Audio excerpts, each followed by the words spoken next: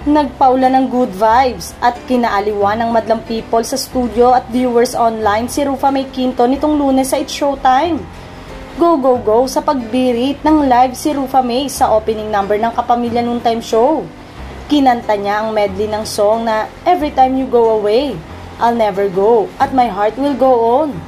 Tatlong hit song na may go sa title na nilaro ng komedyana habang kinakanta ng live. Mukhang nag-enjoy ng todo si Rufa May kaya siya na mismo ang nagsabi na araw-araw siya dapat mapanood sa noontime ni na Vice Ganda, Vong Navarro, Ann Curtis at Ogie Alcacid. Parang nag-apply na siyang host ng It's Showtime. Mukhang riot nga ang show pag dumagdag pa ang aktres sa dumadaming host ng It's Showtime. Magkasama sa isang comedy reality show sina Peachy at Vice na mapapanood sa isang streaming app. Malay naman natin kung sobrang naaliwang ang kabogable star kay Rufa May at gawin na itong regular host ng noontime show nila.